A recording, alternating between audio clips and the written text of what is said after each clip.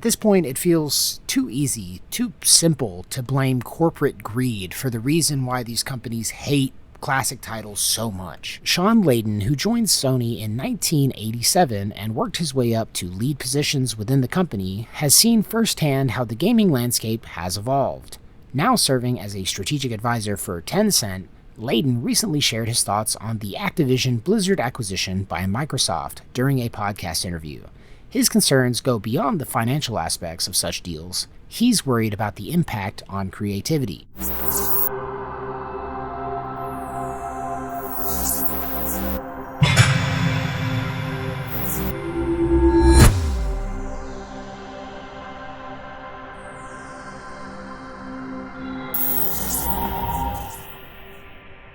Hello, fellow travelers, and welcome to the Hard Light Network. For those of you who have followed me for really any period of time, you know that the preservation of gaming history as well as classic titles has been the major focus of this channel. And of course, today's video is going to be no different in that regard as we hone in on the disturbing trend from the games industry as a whole as they continue to ramp up their attacks on our gaming history. At this point, it feels too easy, too simple to blame corporate greed for the reason why these companies hate classic titles so much. For the last 10 years or so, it seems like there's been an almost systematic dismantling of the legacy of gaming culture. It's honestly gotten so bad that it's not just hardcore gamers that are realizing it. Even industry insiders are beginning to speak out against the horrible practices that are happening within the industry as a whole. It's gotten so bad that the entire milieu around gaming culture seems to be at risk of dissolution at any time. And once all of the classic titles that many of us have grown up with have totally disappeared, what's going to be left in their place?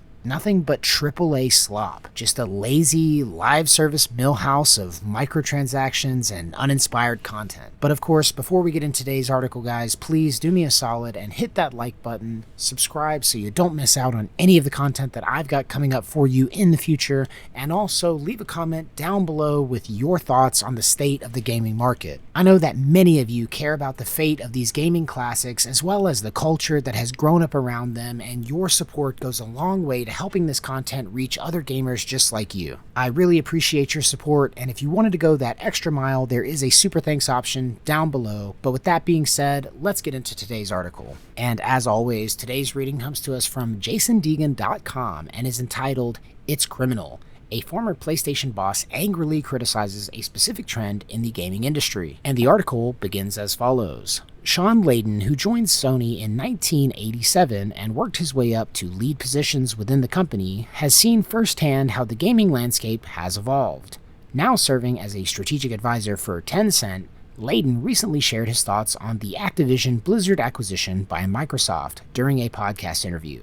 His concerns go beyond the financial aspects of such deals. He's worried about the impact on creativity. "What concerns me about consolidation," Layden explained, "is its effect on creativity. When a studio is acquired, there's a risk that instead of focusing on their own unique ideas, they get absorbed into larger projects or mandates from their parent company."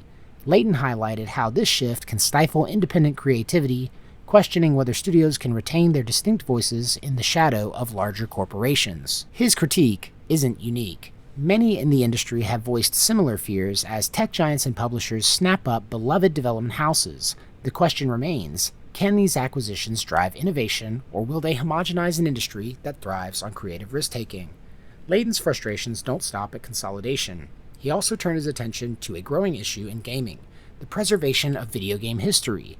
As the industry moves increasingly towards digital distribution, vital elements of its legacy, like source codes, working documents, and physical copies, are at risk of being lost. "The games we create aren't disposable products," Layden argued passionately. "They're cultural artifacts, and future generations deserve to experience them just as we have. It's criminal that we're not doing more to protect this history. This isn't just theoretical.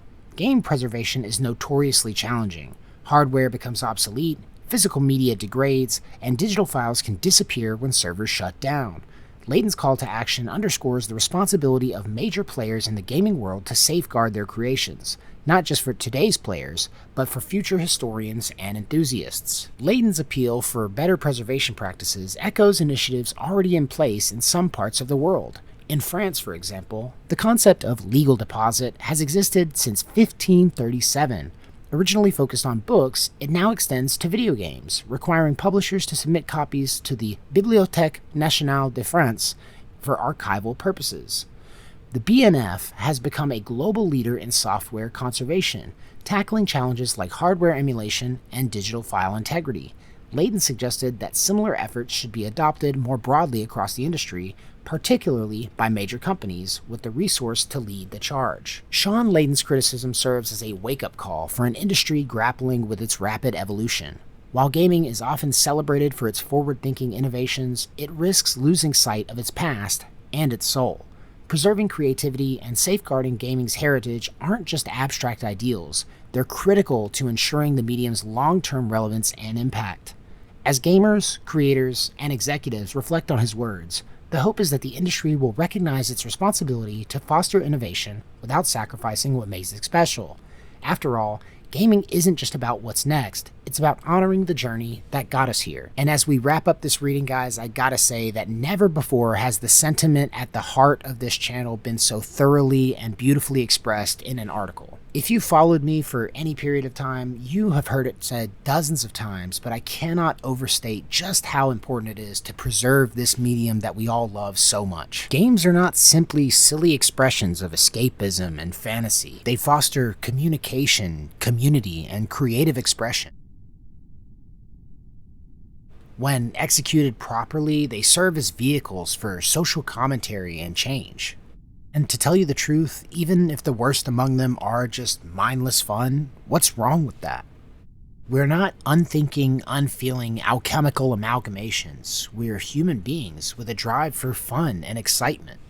Just because a game opens up a pocket reality for us to explore and escape for a little while doesn't mean that they're not culturally significant. And again, assuming that they're done right, games can elicit emotional responses that are on par with some of the best movies and books. They can show us and teach us things about ourselves and other people that would be hard to come by in regular conversation. They can present us with moral dilemmas that, apart from the game itself, we may not ever encounter in real life, teaching us about layers of ourselves that we would never encounter otherwise. But of course, there are always going to be people who say otherwise, people who think that it's a waste of time, money, and energy, who think that games are a frivolous indulgence that we're better off without. But to tell you the truth, you could say the same exact thing about books, movies, music, sports, good food. The truth is, not every experience has to have meaning or value across the board for it to be worthwhile pursuing. And to tell you the honest truth, we share the burden as customers of these products and players of these games to preserve these titles, to keep their memory alive, and to make efforts in preserving them for future generations. And the best ways for you to do that are to participate in gaming culture as a whole, support these developers in meaningful ways, contribute to foundations like the Video Game History Foundation, and support channels like this one. Share videos like this around with your friends and have conversations with people that share the same interests as you do. It may not always seem like it, but on an individual level, we can have an impact on the greater trajectory of this industry. We just have to start somewhere. But that being said, guys, that's going to do it for this video. Thank you so much for watching up to this point. If you watched the entire video, I really appreciate it.